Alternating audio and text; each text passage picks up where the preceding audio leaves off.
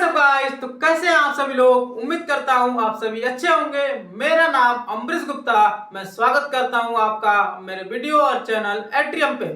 आप सभी ने बम ब्लास्ट के बारे में जरूर सुना होगा, जैसे कि हिरोशिमा नागासाकी से लेकर आज रसिया यूक्रेन के युद्ध का हम लोग दृश्य देख सकते हैं।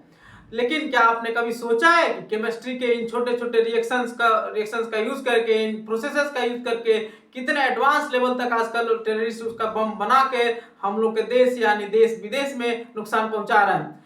उसी के एक एग्जाम्पल है Delhi high court bomb blast.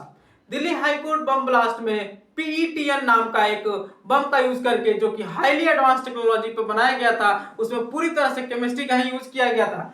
PETN यानी कि पेंटाइराइथ्रिटोल टेट्रानाइट्रेट।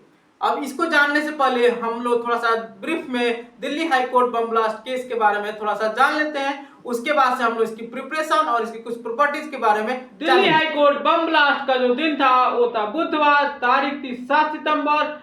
सुबह का समय था और गेट नंबर 5 के बाहर काफी मात्रा में भीड़ इकट्ठा हुई थी और वो समय था 10:14 जब वो घटना घटित हुई, जिसमें टोटल 15 लोगों ने अपनी जान गंवाई और 79 लोग घायल थे।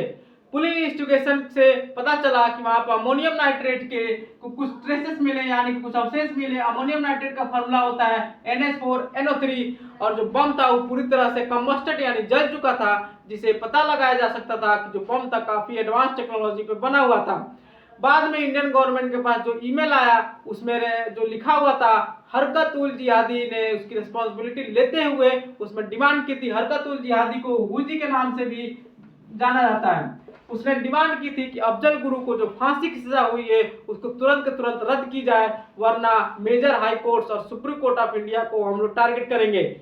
अफजल गुरु के बारे में यूं जाने तो अफजल गुरु ने सन 2001 में पार्लियामेंट ऑफ इंडिया पे अटैक किया था, जिसके लिए उसको फांसी की सजा दी गई थी। तो चलिए हम लोग फाइनली PETN के प्रिपरेशन के बारे में समझते हैं। PETN की प्रिपरेशन में टोटल 2 केमिस्ट्री के रिएक्शंस को हम लोग को जानना होगा, जिसको मैं प्रिपरेशन के थ्रू ही बताते चलूंगा, ब्रीफ में बताते चलूंगा उसको। सबसे फर्स्ट स्टेप होता है एसिटल्डिहाइड, यानी कि जिसका फॉर्मूला है CH3CHO को हम लोग साथ में फॉर्मल्डिहाइड यानी कि HCHO, और यहाँ जो फर्स्ट प्रोसेस होता है उसका नाम है अल्डोल रिएक्शन। और अल्डोल रिएक्शन के 2-3 कंडीशंस होते हैं जिनको मैं बताता हूँ। सबसे फर्स्ट, जो जितने भी अल्डिहाइड्स और कीटोन्स हैं जिनके पास अल्फा हाइड्रोजन यानी कि जो मेन प्रिंसिपल फंक्शनल ग्रुप है, जिसके बगल में जो कार्बन है उसको अल्फा कार्बन बोलते हैं, और इसे एसोसिएटेड जितने भी हाइड्रोजन है उसको अल्फा हाइड्रोजन बोलते हैं। जैसे आप देख सकते हैं 3 अल्फा हाइड्रोजन। ये फर्स्ट कंडीशन। सेकंड कंडीशन, यहाँ पे डाइल्यूट एल्केली, यहाँ पे एग्जांपल के लिए हम लोग डाइल्यूट NaOH ले लेते हैं। और थर्ड कंडीशन, अल्डोल रिएक्शन में 2 प्रोडक्ट होते हैं, एक नॉर्मल अल्डोल, एक क्रॉस अल्डोल। यहाँ पे हम लोग 2 कंपाउंड डिफरेंट लिए हैं, इसलिए यहाँ पे क्रॉस अल्डोल होगा और यहाँ पे डिसाइड करना होगा कि कौन सा कंपाउंड को किसके साथ जोड़ेंगे। अल्डोल रिएक्शन में होता क्या है, जो यहाँ पे अल्फा हाइड्रोजन है उसके साथ हम लोग इस कंपाउंड को जोड़ेंगे, क्योंकि इसके पास अल्फा हाइड्रोजन नहीं है। तो इसके साथ जब जोड़ते हैं तो हम लोग करते क्या है कि कुछ इसको ऐसे लिख लेते हैं CH2CHO, इसके साथ एक अल्फा हाइड्रोजन है और इसका जो CH2 है इसको वो हटा के इसके साथ जोड़ देंगे तो कुछ ऐसा प्रोडक्ट मिलेगा CH2CHO। अब जो प्रोडक्ट बनेगा अल्डोल प्रोडक्ट, उसको हम लोग बीटा हाइड्रोक्सी के नाम से जानते हैं। जैसे कि अल्फा पोजीशन है और एक बीटा पोजीशन है और यहाँ पे हाइड्रोक्सी यानी OH जोड़ देंगे। ये फर्स्ट स्टेप है। क्योंकि यहाँ पे हम लोग को एक्सेस लेना होता है, जो प्रिपरेशन में जो फर्स्ट स्टेप होता है वो रिपीटेड क्रॉस अल्डोल होता है और यहाँ पे एक्सेस ऑफ फॉर्मल्डिहाइड होता है, इसलिए यहाँ पे 3 मोल लेते हैं। और जब इसी तरह से जब रिपीटेड क्रॉस अल्डोल होते जाता है तो फाइनली जो प्रोडक्ट मिलता है वो हम लोग को कुछ ऐसे मिलता है CH3CHO और यहाँ पे CH2OH CH2OH। इसका नाम है ट्रिस ट्राइहाइड्रोक्सी एसिटल्डिहाइड। अब इसके साथ हम लोग सेकंड प्रोसेस क्या करते हैं, क्रॉस केनिजारो भी हम लोग फॉर्मल्डिहाइड के साथ ही कराते हैं। अब क्रॉस केनिजारो के बारे में भी कुछ कंडीशंस हैं। जैसे सबसे पहले कि जो कंपाउंड है, जो एल्डिहाइड है, उसके पास अल्फा हाइड्रोजन नहीं होता है, क्योंकि ये कार्बन अल्फा कार्बन है, इसके पास देख सकते हैं कोई भी अल्फा हाइड्रोजन नहीं है, इसलिए क्रॉस केनिजारो दे सकता है। और जो सेकंड कंपाउंड है वो भी फॉर्मल्डिहाइड है, इसके पास भी कोई अल्फा हाइड्रोजन नहीं है।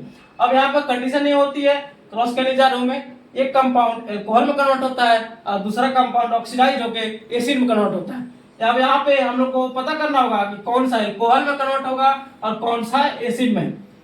जब भी फॉर्मल्डिहाइड और कोई अदर कंपाउंड हो जो कि क्रॉस कनिजारों के लिए जा रहे होते हैं, तो प्रेफरेबली जो फॉर्मल्डिहाइड होता है वो ऑक्सीडाइज होकर एसिड में जाता है, और जो अदर कंपाउंड है वो ऑक्सीडाइज होकर मतलब रिड्यूस होकर एल्कोहल में जाता है। इसका ऑक्सीडाइज होने का कारण है स्टेरिक रीजन, जिसकी वजह से ये आसानी से ऑक्सीडाइज हो जाता है और ये नहीं होता है। तो फाइनल प्रोडक्ट कुछ ऐसा दिखेगा, ये भी CH2OH में कन्वर्ट हो जाएगा, तो चारों तरफ CH2OH, जिसको अगर कंडेंस फॉर्म में लिखे तो CH2OH होल 4, और बाद में इसका कंसंट्रेटेड NO3 के साथ नाइट्रेशन यानी कि H हटकर NO2 ग्रुप जुड़ जाता है, तो उसका रिएक्शन कुछ ऐसे होगा। कंसंट्रेटेड HNO3 के साथ इसका नाइट्रेशन कराने पे CCH2ONO2 का होल 4, इसी का नाम है PETN, पेंटा इराइथ्रिटोल टेट्रानाइट्रेट।